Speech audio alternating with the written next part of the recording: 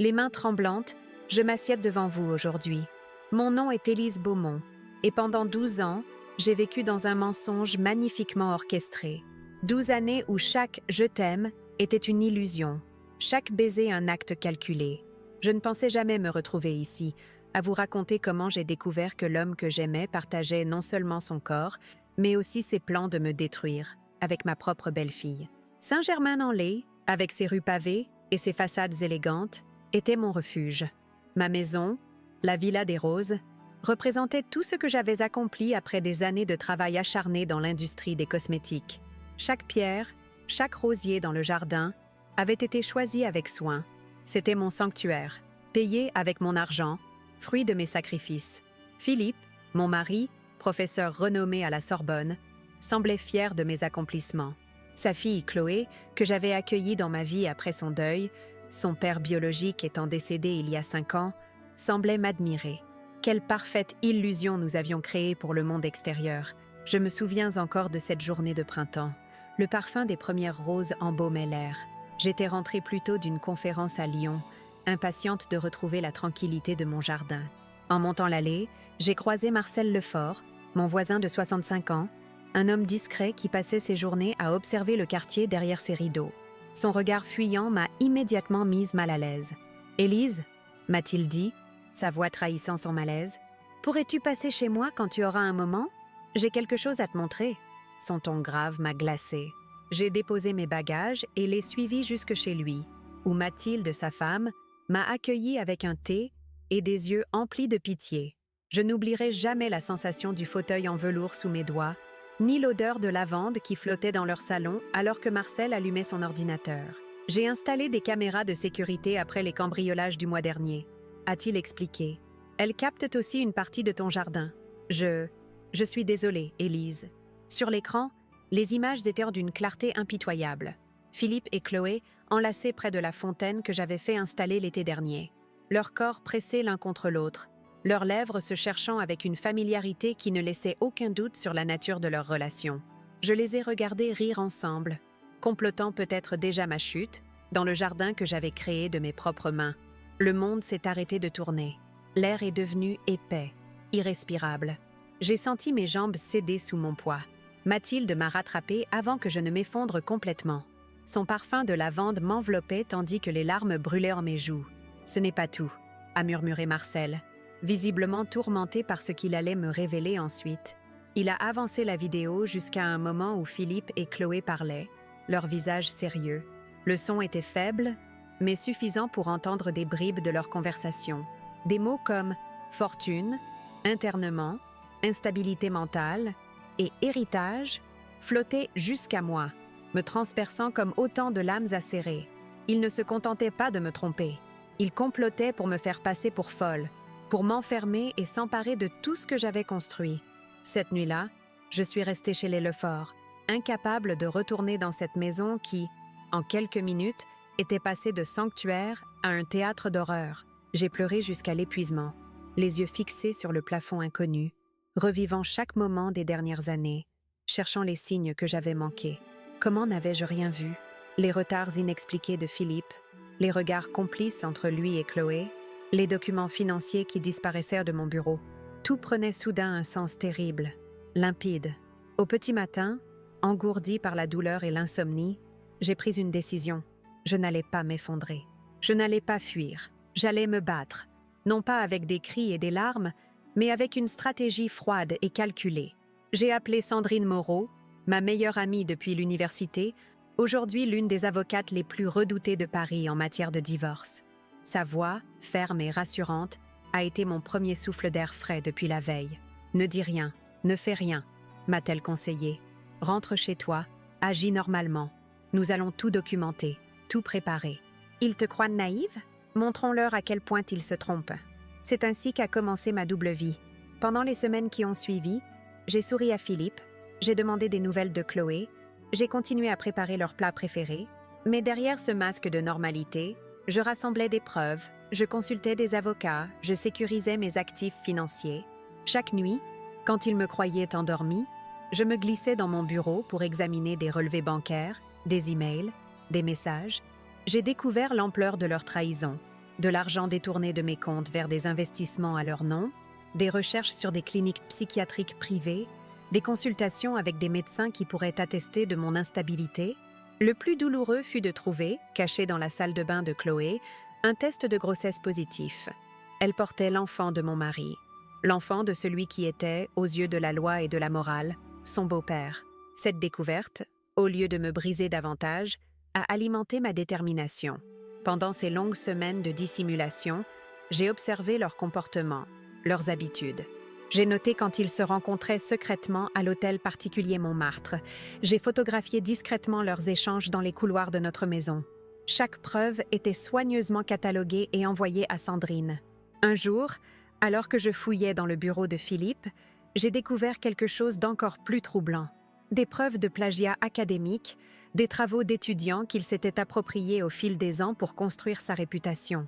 La respectabilité de mon mari, ce professeur admiré par ses pairs, n'était qu'une autre façade. Pendant tout ce temps, mon visage ne trahissait rien de ma douleur ni de ma rage.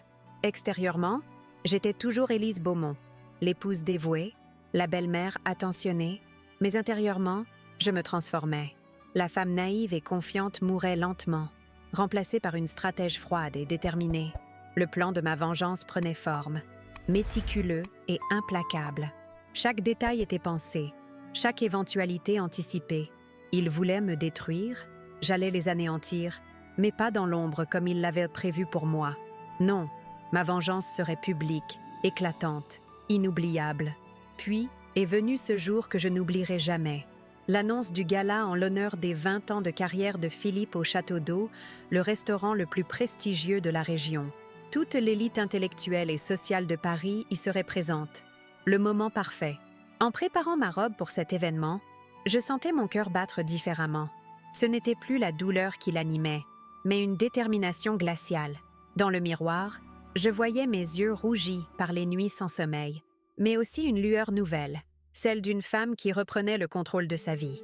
C'est difficile à expliquer, mais quand on découvre que tout ce qu'on croyait vrai n'est qu'un tissu de mensonges, quelque chose se brise en vous, et de ces fragments naît une force insoupçonnée, la force des gens qui n'ont plus rien à perdre.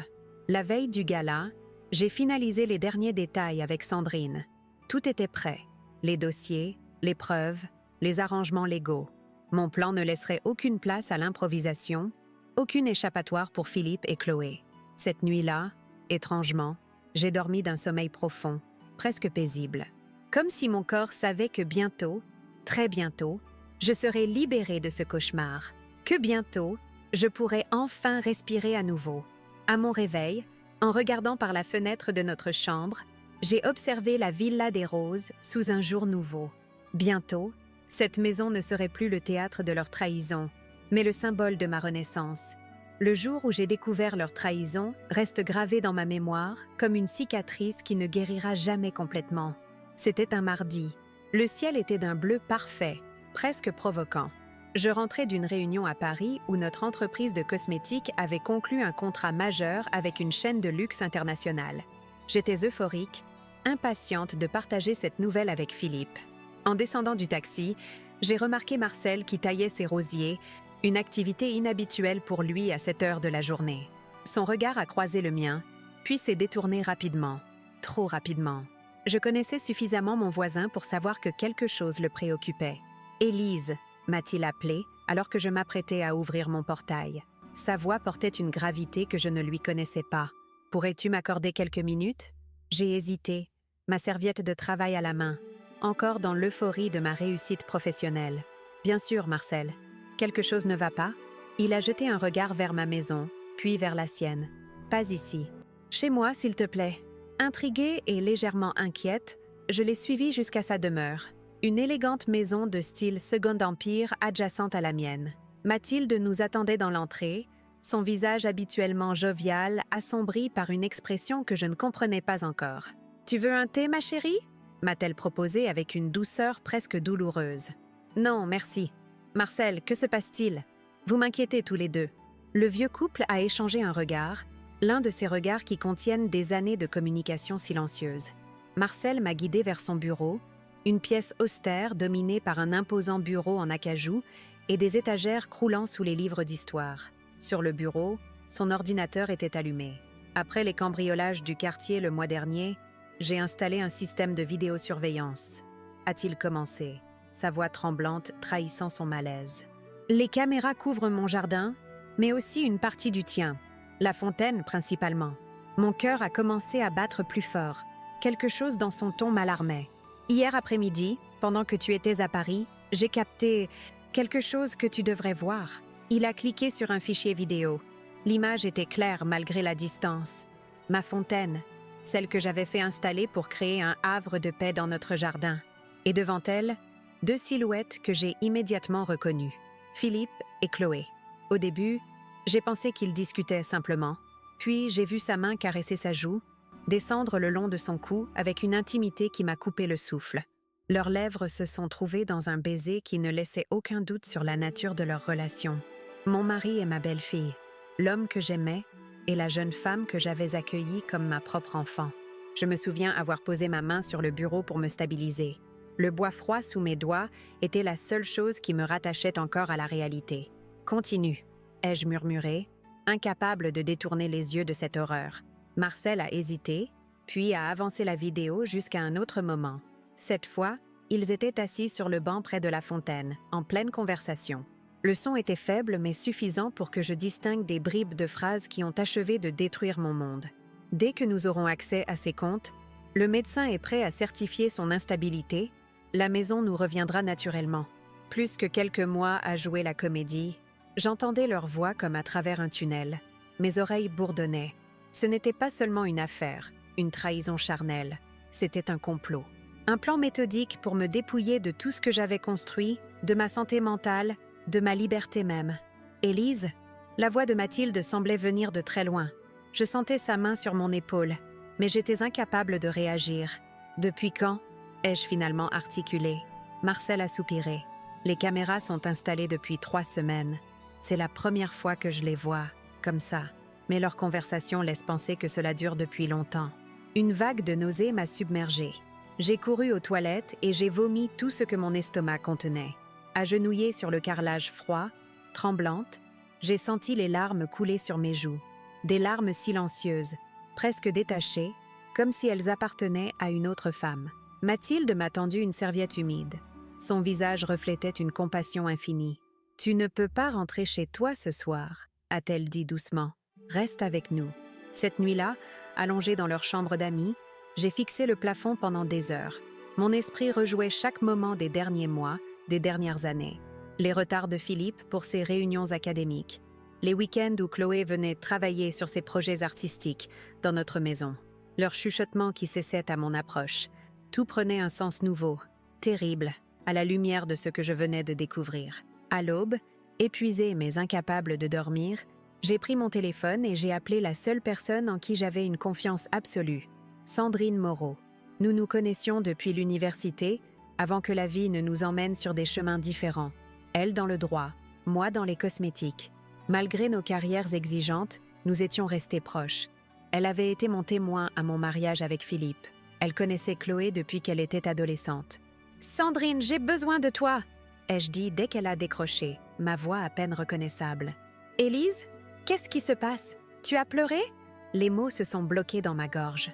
Comment résumer l'effondrement total de ma vie en quelques phrases? Philippe, Chloé, ils me trahissent. Ensemble. Un silence. Puis sa voix, soudain professionnelle, glaciale. « Où es-tu maintenant? » « Chez mes voisins. Les Lefort. Bien. Ne rentre pas chez toi. Ne les confronte pas. Je viens te chercher. Nous allons à mon bureau. 2 heures plus tard, assise dans le cabinet austère de Sandrine en plein cœur de Paris, je lui ai tout raconté.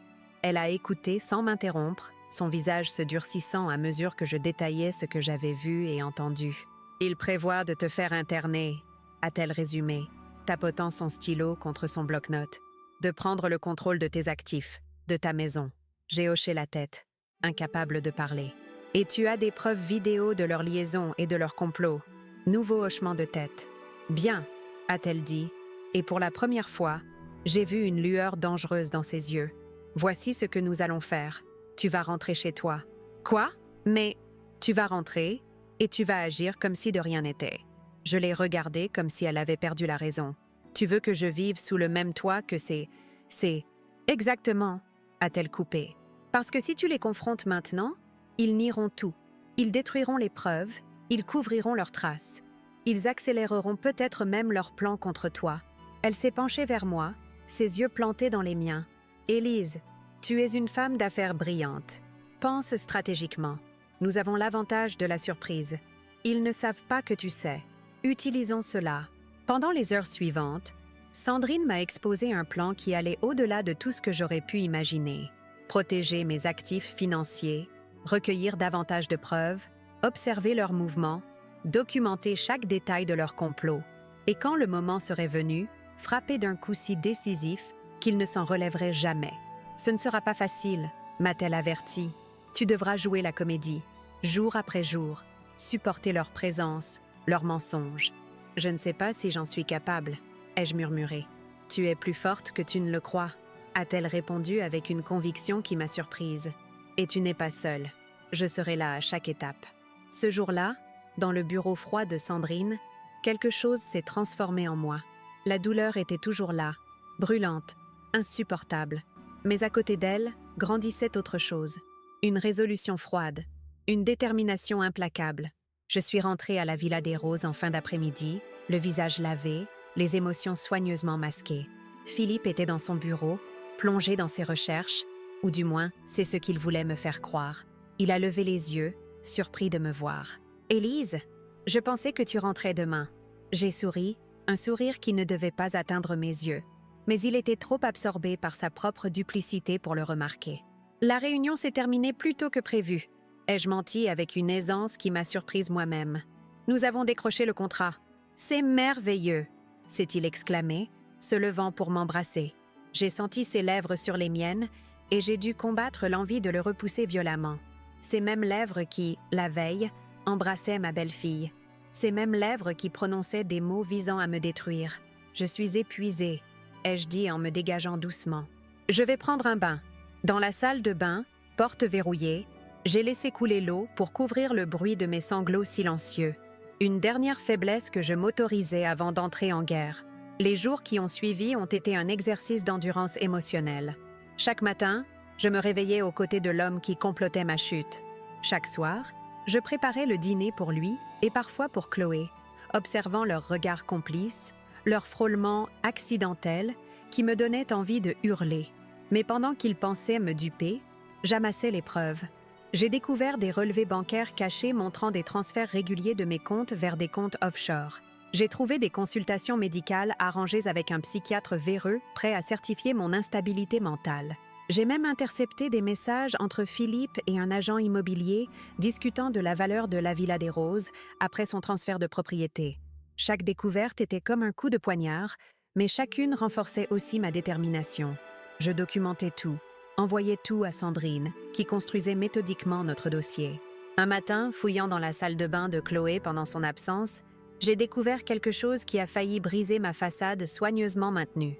Un test de grossesse positif, caché au fond d'un tiroir. Ma belle-fille portait l'enfant de mon mari, de son beau-père. La nausée m'a submergée à nouveau, mais cette fois, j'ai réussi à la contenir. Cette découverte a été le catalyseur final. Ce n'était plus seulement ma vie qu'il détruisait, mais celle d'un enfant innocent qui naîtrait dans ce nœud de mensonges et de trahison. Ce soir-là, en préparant le dîner, j'ai observé Philippe corriger des copies d'étudiants à la table de la cuisine, ses lunettes sur le nez, son air concentré. Il était l'image même du professeur respectable, une image aussi fausse que notre mariage. « Philippe, ai-je dit doucement, tu te souviens de ce gala dont tu m'as parlé, pour les 20 ans de ta carrière ?» Il a levé les yeux, surpris par ma question apparemment anodine. « Oui, au château d'eau. Pourquoi ?» Je pensais à ma tenue. « C'est un événement important pour toi.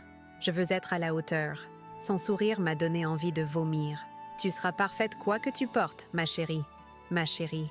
Ces mots sonnaient comme une insulte maintenant. Mais j'ai souri en retour, sachant que ce gala serait bien plus important qu'il ne l'imaginait. Car pendant ces semaines de dissimulation et de découverte, un plan avait pris forme dans mon esprit. Un plan qui culminerait lors de cette soirée où toute l'élite intellectuelle et sociale de Paris serait réunie pour célébrer la brillante carrière de mon mari. Une carrière qui, j'allais bientôt le révéler, était aussi frauduleuse que notre mariage. Les 3 mois qui suivirent ma découverte furent les plus longs de ma vie. Chaque jour était un exercice d'actrice, chaque heure une performance épuisante. Je vivais parmi mes ennemis, partageant leurs repas, écoutant leurs mensonges, subissant leurs fausses marques d'affection. Le lit conjugal était devenu un terrain miné. J'inventais migraines et fatigue pour éviter les contacts intimes avec Philippe, qui semblait à peine le remarquer, probablement soulagé de ne pas avoir à feindre le désir. L'élaboration de mon plan exigeait une précision chirurgicale. Sandrine et moi nous retrouvions régulièrement dans des cafés anonymes, loin de Saint-Germain-en-Laye, pour coordonner notre stratégie. Le Café de la Paix, avec son brouhaha constant et ses recoins discrets, devint notre quartier général officieux. « Nous devons d'abord sécuriser tes actifs », m'expliqua Sandrine lors de notre première réunion stratégique. « Si nous agissons rapidement, nous pouvons transférer la majorité de ton patrimoine dans des structures qu'ils ne pourront pas atteindre. » J'acquiesçai, sirotant mon café devenu froid. Comment procéder sans éveiller leurs soupçons? Philippe surveille de près les comptes communs. Un sourire froid illumina le visage de mon ami. Il surveille les comptes qu'il connaît. Nous allons en créer de nouveaux. Et pour cela, j'ai contacté Victoire Lambert. Victoire, ma collègue au département financier de notre entreprise de cosmétiques. Une femme brillante, discrète et surtout d'une loyauté à toute épreuve depuis que j'avais défendu son projet innovant quand personne d'autre n'y croyait. Le lendemain, dans le bureau feutré de Victoire, nous avons élaboré un système financier parallèle. Officiellement, je réorientais une partie des bénéfices de l'entreprise vers un nouveau projet de recherche. Officieusement, ces fonds étaient transférés vers des comptes sécurisés auxquels Philippe n'aurait jamais accès. « Ce n'est pas suffisant », déclara Sandrine après 2 semaines de manœuvres financières. « Nous devons protéger la Villa des Roses. C'est ton bien le plus précieux, et c'est visiblement ce qu'il convoite le plus. » La solution vint sous la forme d'une fondation, une structure juridique complexe que nous avons créée dans le plus grand secret, la Fondation Nouveau Départ. Sur le papier, son objectif était d'aider les femmes victimes d'abus psychologiques et financiers. Dans les faits, elle me permettait de transférer la propriété de ma maison à une entité que je contrôlais, mais qui serait intouchable pour Philippe et Chloé. « Brillant !» murmurai-je en signant les derniers documents dans le cabinet de Sandrine. « Il prévoit de voler ma maison, mais elle ne m'appartient déjà plus. Elle appartient aux femmes qu'il voulait que je devienne. Brisée, dépouillée, sans défense. Mais la protection de mes biens n'était que la première étape. Pour une vengeance complète, j'avais besoin de plus de preuves, de plus d'informations sur l'étendue de leur trahison. Une nuit, alors que Philippe dormait profondément, il prenait des somnifères depuis quelques années, une faiblesse dont j'allais maintenant tirer avantage, j'ai accédé à son ordinateur. Le mot de passe n'était pas difficile à deviner. Chloé JP 2019, les initiales de ma belle-fille et l'année où leur relation avait probablement commencé. L'ironie de cette découverte me fit presque rire, un rire amer qui aurait pu le réveiller si je ne l'avais pas étouffé. Ce que j'ai trouvé dans ces fichiers dépassait mes pires craintes. Non seulement il entretenait une relation avec Chloé depuis des années, mais j'ai découvert que son brillant parcours académique était en grande partie bâti sur des mensonges. Des travaux d'étudiants qu'il s'était appropriés, des recherches plagiées, des articles entiers copiés de sources obscures que personne ne vérifiait jamais. J'ai copié systématiquement chaque preuve sur une clé USB, méticuleusement cataloguée avec l'aide de Sandrine. Le dossier contre Philippe s'épaississait de jour en jour, révélant un homme que je n'avais jamais vraiment connu. Le plagiat académique pourrait le détruire professionnellement, nota Sandrine en examinant les documents. La Sorbonne ne tolérera jamais cela. Sa carrière est terminée dès que ces informations seront rendues publiques. « Ce n'est pas assez », répondis-je, fixant la pile de preuves devant nous. « Je veux qu'il perde tout, comme il voulait que je perde tout. Je veux une justice poétique. » C'est alors que j'ai commencé à surveiller Chloé. Contrairement à Philippe, elle était moins prudente, plus arrogante dans sa trahison. Elle laissait des traces partout. Des messages sur son téléphone qu'elle oubliait parfois sur la table du salon, des rendez-vous suspects notés dans son agenda, des conversations téléphoniques à voix basse qu'elle pensait discrètes. Un jour, je l'ai suivie jusqu'à la galerie d'Art Nouveau où elle exposait ses œuvres. Dissimulée derrière de grandes lunettes noires et un foulard, je l'ai observée rencontrer discrètement un homme que j'ai immédiatement reconnu, le docteur Laurent, un psychiatre réputé pour sa complaisance envers les familles riches souhaitant gérer des parents gênants. J'ai pris des photos de leur rencontre avec mon téléphone, tout en restant à distance. Plus tard, j'ai engagé un détective privé pour suivre leurs mouvements et documenter leurs rencontres futures. Chaque preuve était une pierre de plus dans l'édifice de ma vengeance. Mais ma découverte la plus choquante fut ce test de grossesse positive dans la salle de bain de Chloé. Ma belle-fille portait l'enfant de mon mari. Cette révélation me donna la nausée pendant des jours, mais renforça aussi ma détermination. Cet enfant innocent ne méritait pas de naître dans un tel nid de vipères. Je devais agir, non seulement pour moi, mais aussi pour lui. À mesure que le plan prenait forme, je sentais une transformation s'opérer en moi. La femme confiante et naïve que j'avais été disparaissait, remplacée par une stratège froide et calculatrice. Je ne mangeais presque plus, dormais à peine quelques heures par nuit. Mes collègues remarquaient ma perte de poids, mes cernes, mais j'attribuais ces changements à un projet professionnel exigeant. En réalité, j'étais consumée par ma mission. « Tu dois prendre soin de toi », me rappelait souvent Sandrine. La meilleure vengeance est d'être là pour la voir se réaliser. Elle avait raison. Je me forçais à manger, prenais des somnifères occasionnellement et même des anxiolytiques prescrits par un médecin discret qui ignorait tout de ma situation. L'ironie ne m'échappait pas. Alors que Philippe complotait pour me faire passer pour instable mentalement, je prenais réellement des médicaments psychiatriques pour supporter le poids de sa trahison. 6 semaines avant le gala, nous avons franchi une étape cruciale. J'ai contacté discrètement le rectorat de la Sorbonne, suggérant qu'une révision anonyme des travaux du professeur Beaumont pourrait être instructive. Je n'ai fourni que quelques exemples de ces plagiats, juste assez pour semer le doute. Comme prévu, une enquête interne fut lancée dans la plus grande discrétion. Parallèlement, Sandrine préparait les dossiers juridiques. Tout était minutieusement organisé, les preuves de la relation inappropriée, les détournements financiers, les consultations avec le psychiatre véreux, les plagiats académiques. Chaque accusation était étayée par des documents incontestables, des témoignages, des enregistrements. Nous avons assez pour les détruire 10 fois, constata Sandrine un matin pluvieux, 3 semaines avant le gala. Mais il nous manque encore l'élément de surprise, le coup de théâtre qui rendra ta vengeance inoubliable. C'est là que Marcel Lefort, mon fidèle voisin, intervint de nouveau. Sa caméra de surveillance avait continué d'enregistrer les rencontres secrètes de Philippe et Chloé dans notre jardin. Avec son aide et celle d'un technicien audiovisuel recommandé par Sandrine, nous avons compilé une vidéo de 5 minutes qui résumait parfaitement l'ampleur de leur trahison. « C'est parfait », murmura Sandrine en visionnant le montage final. Personne ne pourra nier l'évidence après avoir vu cela. Le plan était désormais complet. Le soir du gala, alors que Philippe recevrait les honneurs de ses pairs pour sa brillante carrière, la vérité éclaterait au grand jour. Les écrans prévus pour diffuser un hommage à ses travaux montreraient à la place la réalité de l'homme derrière le masque. À 10 jours du gala, nous avons sécurisé les derniers détails. J'ai contacté personnellement le directeur du château d'eau, prétextant vouloir ajouter une surprise visuelle à la célébration. Ma position et ma réputation dans le monde des affaires rendèrent ma requête indiscutable. Le technicien de Sandrine aurait accès aux équipements audiovisuels la veille de l'événement. J'ai également préparé des dossiers individuels pour chaque invité important. Collègue de Philippe, membre du conseil d'administration de la Sorbonne, journaliste. Chacun recevrait, au moment opportun, une version condensée des preuves adaptées à son domaine d'intérêt ou d'influence.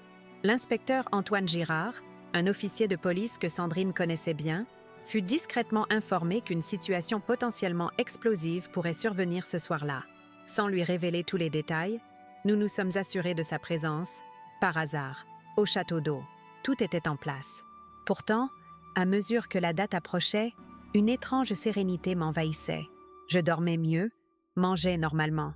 Philippe remarqua ce changement et l'interpréta comme un bon signe, ignorant qu'il s'agissait du calme avant la tempête. « Tu sembles plus détendu ces derniers temps », observa-t-il un soir alors que nous dînions ensemble. Chloé nous avait rejoints, son ventre encore plat ne trahissant pas sa grossesse secrète. « Je me sens plus légère », répondis-je avec un sourire sincère pour la première fois depuis des mois, comme si un poids allait bientôt être levé de mes épaules. Ils échangèrent un regard que je savais maintenant interpréter. Ils pensaient que leur manœuvre fonctionnait, que je devenais plus malléable, peut-être même que les médicaments qu'ils glissaient parfois dans mon thé, oui, j'avais découvert cela aussi, commençaient à faire effet. La veille du gala, je me suis isolée dans mon bureau pour une dernière conversation avec Sandrine. Tout était prêt. Demain soir, le monde de Philippe et Chloé s'effondrerait aussi spectaculairement qu'ils avaient prévu de détruire le mien. « Es-tu sûre de vouloir aller jusqu'au bout ?» me demanda Sandrine, son regard scrutant le mien à travers l'écran de mon ordinateur. « Nous pourrions simplement engager une procédure de divorce discrète. Tu as déjà sécurisé tes biens. » J'ai réfléchi un instant, pas par doute, mais pour savourer ma certitude. Ils n'ont pas prévu de me quitter discrètement, Sandrine. Ils voulaient me détruire publiquement, me faire passer pour folle, me dépouiller de tout. Ma réponse sera à la hauteur de leur crime. Cette nuit-là, allongée dans mon lit à côté de l'homme qui avait trahi chaque promesse, chaque serment, j'ai contemplé le plafond avec une clarté d'esprit que je n'avais pas ressentie depuis longtemps. Demain, je ne serai plus une victime. Je serai l'architecte de leur chute, l'instrument de la justice poétique. Je me suis tournée pour observer le profil de Philippe endormi. Comment avais-je pu aimer cet homme? Comment avais-je pu être si aveugle? Ces questions n'avaient plus d'importance. Seul comptait désormais le plan, parfaitement orchestré, qui allait transformer la célébration de sa carrière en l'annonce de sa ruine. « Dors bien, mon amour », murmurai-je dans l'obscurité. Demain sera un grand jour. L'aube du jour tant attendu s'est levée avec une luminosité presque irréelle. Je me suis réveillée avant Philippe, observant les premiers rayons du soleil filtrer à travers les rideaux de notre chambre. Dans quelques heures, cette pièce ne serait plus jamais la mienne. Non pas parce qu'ils me l'auraient emprise, mais parce que j'aurais choisi de la leur arracher. Je me suis glissée hors du lit sans faire de bruit et me suis dirigée vers la salle de bain. Face au miroir, j'ai examiné mon reflet avec une curiosité détachée. Mes traits s'étaient affinés ces derniers mois, mes pommettes plus saillantes après la perte de poids due au stress. Mes yeux, autrefois pétillants de naïveté confiante, reflétaient maintenant une détermination glaciale. J'ai souri à cette femme nouvelle, cette guerrière née des cendres de ma vie d'avant. « Bonjour, Élise », ai-je murmuré à mon reflet. « C'est ton jour. » Philippe s'est réveillé 1 heure plus tard, me trouvant dans la cuisine en train de préparer le petit déjeuner comme si ce jour était ordinaire. Je lui ai servi son café exactement comme il l'aimait, noir avec une touche de cannelle. Une attention que j'avais maintenue pendant ces mois de dissimulation, chaque geste de tendresse étant désormais un fil dans la toile de ma vengeance. Nerveuse pour ce soir, m'a-t-il demandé entre 2 bouchées de croissant. J'ai posé ma tasse avec une tranquillité étudiée. Pourquoi le serais-je? C'est ton moment de gloire, pas le mien.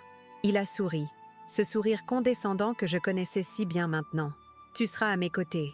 Tous mes collègues admireront ma brillante et belle épouse. Je ferai de mon mieux pour être mémorable, ai-je répondu, savourant le double sens de mes paroles qu'il ne pouvait saisir. Philippe est parti pour la Sorbonne peu après, désireux de régler quelques détails avant le grand soir. J'ai attendu d'entendre sa voiture quitter l'allée avant de sortir mon téléphone. « Il est parti », ai-je annoncé à Sandrine. « Nous avons le champ libre. » 1 heure plus tard, une petite équipe discrète mais efficace investissait la Villa des Roses. Le technicien audiovisuel, un homme taciturne recommandé par Sandrine, s'est installé dans mon bureau pour finaliser le montage qui serait diffusé ce soir. Une maquilleuse professionnelle, amie de Victoire, est venue préparer mon apparence pour l'événement. Et Sandrine elle-même est arrivée, accompagnée d'un assistant portant plusieurs mallettes remplies de documents. « Les dossiers sont prêts », a-t-elle annoncé en déposant une pile de chemises élégantes sur ma table à manger. Un pour chaque invité important. Le timing de la distribution sera crucial. J'ai feuilleté l'un des dossiers, admirant la précision clinique avec laquelle notre affaire était présentée. Chaque accusation était soutenue par des preuves irréfutables, chaque document était accompagné d'explications claires. Philippe et Chloé n'auraient aucune échappatoire. « Et voici ton arme la plus puissante », a ajouté Sandrine en me tendant une clé USB dorée. La vidéo finale, avec les séquences audio nettoyées. On entend parfaitement leur conversation sur la façon dont ils prévoyaient de te faire interner. J'ai serré la petite clé dans ma paume, étonnée qu'un objet si petit puisse contenir tant de pouvoir. Le technicien du château d'eau est prévenu?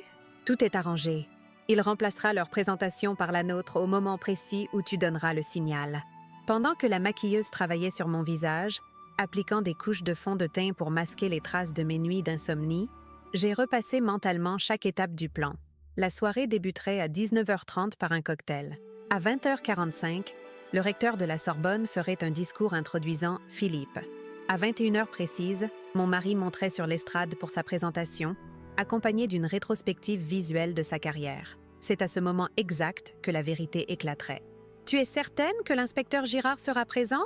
Ai-je demandé à Sandrine qui organisait les dossiers par table. Il sera là incognito avec 2 officiers en civil. Dès que les preuves de fraude financière et de harcèlement psychologique seront rendues publiques, ils auront l'autorité nécessaire pour intervenir. Marcel et Mathilde Lefort sont arrivés vers midi, apportant avec eux les dernières preuves vidéo et un soutien moral dont je ne réalisais pas à quel point j'avais besoin.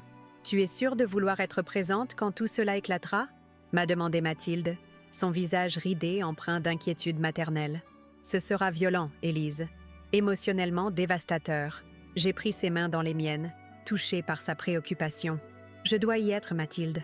Pas seulement pour voir leur chute, mais pour qu'ils voient que c'est moi qui l'ai orchestrée. Je veux qu'ils sachent que la femme qu'ils croyaient manipuler les a battus à leur propre jeu. » Tandis que l'après-midi avançait, la tension montait dans la maison.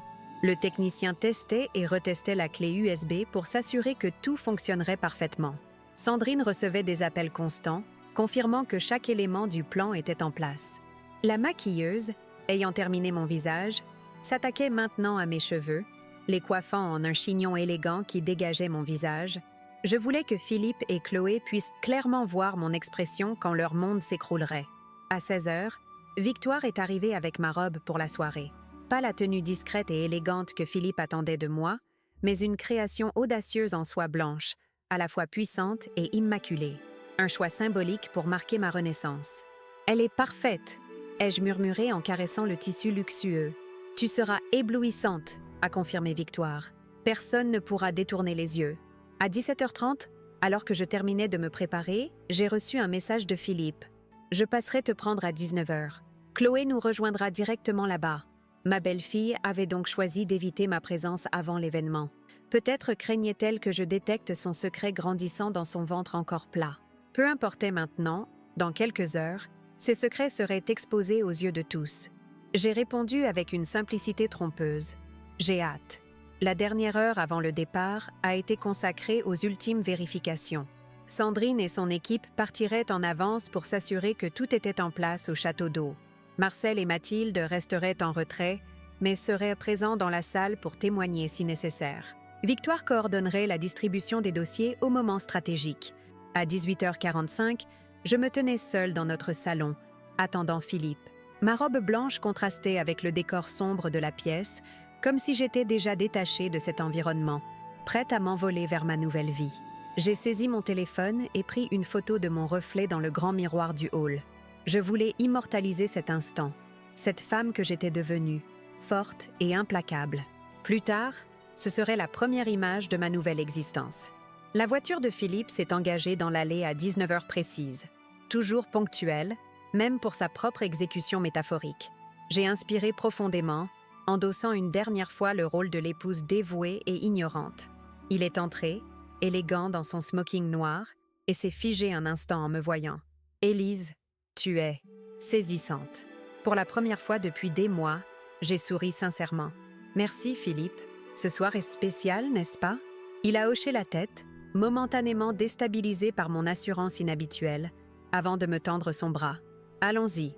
Tout le monde nous attend. » Le trajet vers le château d'eau s'est déroulé dans un silence relatif. Philippe parlait de ses collègues qui seraient présents, des discours prévus, de l'honneur que représentait cette célébration.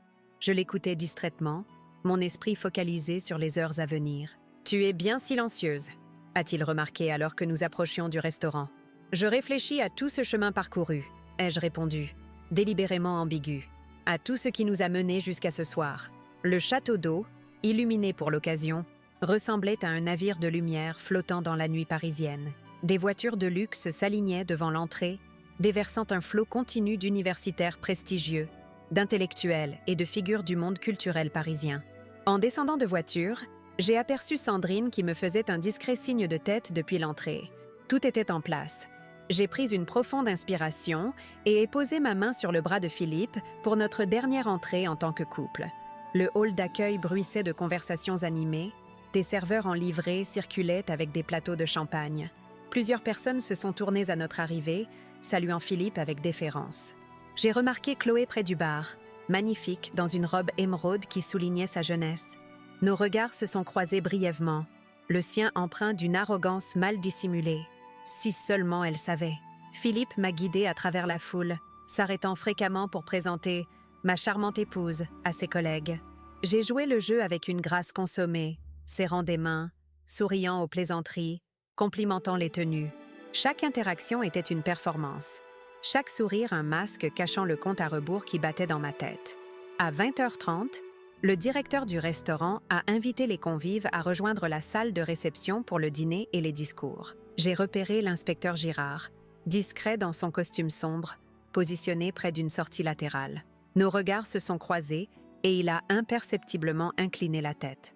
Notre table était placée au centre de la salle, directement face à l'estrade. Philippe, en invité d'honneur, était assis à ma droite. Chloé avait été stratégiquement placée à 3 tables de distance, suffisamment loin pour les apparences, suffisamment proche pour nos plans. Le recteur de la Sorbonne s'est levé à 20h45 exactement, s'approchant du micro pour son discours d'introduction. Pendant qu'il énumérait les prétendues réalisations de Philippe, j'ai discrètement vérifié mon téléphone. Un message de Sandrine confirmait « Tout est prêt », au signal. Je me suis penchée vers Philippe, lui murmurant à l'oreille « Je suis si fière de toi, mon amour. Ce soir va vraiment être inoubliable. » Il a serré ma main sous la table, inconscient du double sens de mes paroles et de l'ironie glaciale qui les imprégnait. À 21h précises, sous les applaudissements nourris de l'assemblée, Philippe s'est levé pour rejoindre l'estrade. Il a embrassé ma joue avant de partir, son dernier geste d'affection avant que tout ne bascule. Je l'ai regardé s'éloigner, droit et fier dans son smoking parfaitement ajusté, savourant ces derniers instants où il se croyait intouchable. Dans quelques minutes, cet homme que j'avais aimé, qui m'avait trahi de la pire façon possible, allait perdre tout ce qui lui était cher. Et moi, Élise Beaumont, j'allais enfin reprendre le contrôle de ma vie. Philippe a pris place sur l'estrade, ajustant le micro avec cette assurance que je lui avais toujours enviée. La salle entière le regardait avec admiration, ce brillant professeur, ce pilier de l'Académie française. Si seulement il savait. Chers collègues, amis, et bien sûr, ma chère épouse Élise. Son regard s'est posé sur moi avec une tendresse feinte qui me donnait la nausée. J'ai répondu par un sourire parfaitement calibré, le dernier de notre mascarade conjugale. C'est avec une profonde gratitude que je me tiens devant vous ce soir pour célébrer 20 années consacrées à l'étude et à l'enseignement de la littérature française. Tandis qu'il déroulait son discours soigneusement préparé, j'ai discrètement vérifié ma montre. 21h03. J'ai jeté un regard vers le technicien audiovisuel posté près des écrans géants qui flanquèrent l'estrade. Il attendait mon signal. Des années de recherche passionnée qui ont abouti à des découvertes que j'ai eu l'honneur de partager avec mes étudiants et le monde académique, je pouvais voir Chloé, à sa table, qui regardait Philippe avec une admiration non dissimulée. Sa main s'attardait parfois sur son ventre encore plat. Cette vision a ravivé ma détermination. J'ai croisé le regard de Sandrine, assise 3 tables plus loin. Elle a imperceptiblement hoché la tête. C'était le moment. J'ai porté ma coupe de champagne à mes lèvres, puis les reposé un peu trop fermement sur la table. Le bruit cristallin était notre signal convenu. Comme vous pourrez le voir dans cette rétrospective de ma carrière que nous avons préparée, Philippe a fait un geste vers les écrans qui s'illuminèrent derrière lui. Son sourire confiant s'est figé lorsque, au lieu du montage académique attendu, les écrans ont affiché une image de lui et Chloé enlacée dans notre jardin. Un murmure de confusion a parcouru l'assemblée. Philippe s'est retourné, incrédule, alors que la vidéo se poursuivait, montrant sans ambiguïté la nature de leur relation. « Qu'est-ce que... Il y a une erreur technique » a-t-il balbutié dans le micro, cherchant désespérément le technicien du regard. Mais le pire était à venir. La vidéo a enchaîné sur un extrait audio, soigneusement nettoyé, où l'on entendait clairement Philippe et Chloé discuter de leur plan pour me faire interner. Une fois qu'Élise sera déclarée mentalement instable, la maison et ses comptes nous reviendront naturellement. La voix de Philippe, froide et calculatrice, résonnait dans la salle désormais silencieuse. Les visages des convives exprimaient un mélange de choc et d'incrédulité. Je me suis levée lentement, ma robe blanche captant la lumière des chandeliers. Tous les regards se sont tournés vers moi tandis que je m'avançais vers l'estrade d'un pas mesuré, contrôlant chaque mouvement malgré l'adrénaline qui pulsait dans mes veines. « Philippe » ai-je dit d'une voix claire qui portait dans toute la salle. « Pourquoi ne pas expliquer à nos invités ce qu'ils viennent de voir ?» Son visage avait perdu toute couleur. Ses yeux, écarquillés par la panique, cherchaient une échappatoire qui n'existait pas. « Élise, ce n'est pas... » Ce n'est pas ce que tu crois. Ces images sont manipulées, sorties de leur contexte. J'ai ri, un rire froid qui ne m'appartenait pas avant cette trahison. Sorties de leur contexte? Comme les travaux de tes étudiants que tu as plagiés pendant des années? Un nouveau murmure, plus intense, a parcouru l'assemblée. Sur un signe discret de ma part, Victoire et 2 assistants ont commencé à distribuer les dossiers préparés aux tables des invités les plus influents. « Qu'est-ce que c'est ?» a demandé le recteur de la Sorbonne en ouvrant le dossier placé devant lui. « La vérité », ai-je répondu en prenant le micro des mains tremblantes de Philippe. « La vérité sur l'homme que vous célébrez ce soir. » Je me suis tournée vers l'assistance, balayant la salle du regard. Dans un coin, j'ai aperçu Chloé qui tentait discrètement de se diriger vers la sortie. D'un simple hochement de tête en direction de Sandrine, j'ai fait bloquer son échappatoire par 2 serveurs complices. Mesdames et messieurs, je m'excuse de perturber cette soirée, mais je ne pouvais pas vous laisser honorer un homme dont la carrière est bâtie sur des mensonges et dont la vie personnelle est une trahison encore plus grande. J'ai fait un geste vers les écrans où défilèrent maintenant des preuves de plagiat académique, des comparaisons entre les travaux originaux d'étudiants et les publications de Philippe. Votre éminent collègue a construit sa réputation en volant le travail d'autres personnes.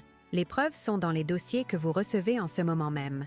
L'université a déjà commencé une enquête interne dont les résultats préliminaires confirment ces accusations. Le recteur feuilletait frénétiquement le dossier, son visage passant de l'incrédulité à la consternation. « Mais ce n'est pas tout », ai-je poursuivi, ma voix gagnant en assurance à mesure que je parlais. Philippe Beaumont et sa fille, Chloé, oui, sa propre fille, entretenaient une relation inappropriée depuis des années, tout en complotant pour me faire déclarer mentalement instable afin de s'approprier ma fortune et ma maison.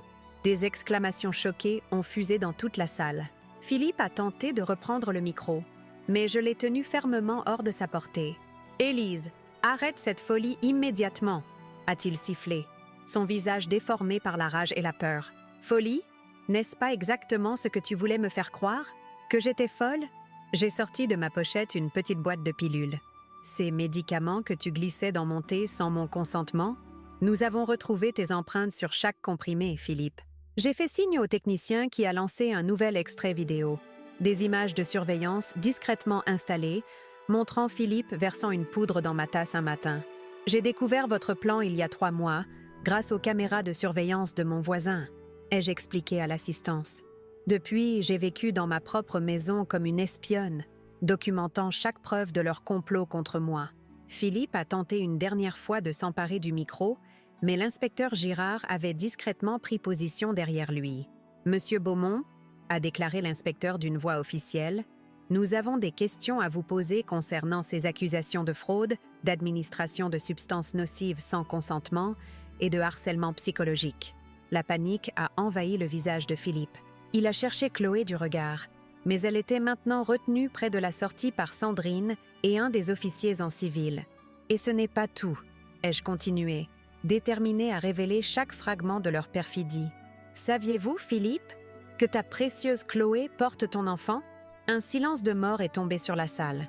Philippe m'a regardé avec une horreur non feinte. Cette information, visiblement, était nouvelle pour lui aussi. « Oui, j'ai trouvé son test de grossesse.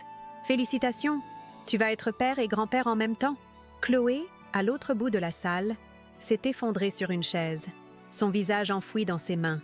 Philippe semblait physiquement malade, son teint verdâtre contrastant avec le blanc immaculé de sa chemise. « Pendant que vous complotiez ma perte, ai-je repris, m'adressant maintenant directement à Philippe et Chloé, j'ai pris mes propres dispositions.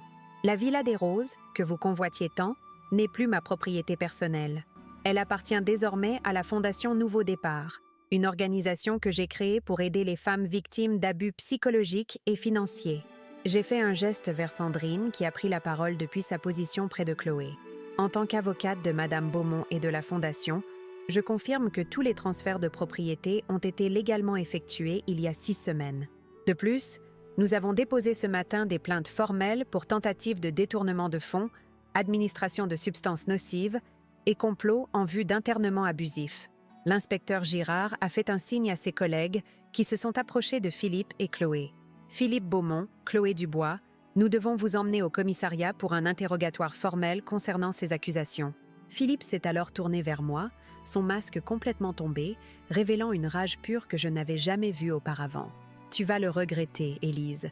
Tu n'as aucune idée de ce que tu viens de faire. » J'ai soutenu son regard sans ciller, forte d'une assurance nouvelle. « Au contraire, Philippe. Pour la première fois depuis des années, je sais exactement ce que je fais. » Tandis que les officiers escortaient mon mari et ma belle-fille vers la sortie sous les regards scandalisés de l'Assemblée, j'ai repris le micro une dernière fois. Je vous présente mes excuses pour cette scène pénible. Ce n'est jamais agréable de découvrir qu'on a été trompé, que ce soit par un collègue ou par un époux. Mais la vérité, aussi douloureuse soit-elle, est toujours préférable au plus confortable des mensonges.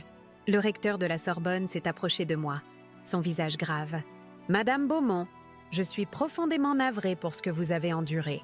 Soyez assurée que l'université prendra les mesures nécessaires concernant ces accusations de plagiat. » J'ai simplement hoché la tête, soudain épuisée, maintenant que l'adrénaline commençait à retomber.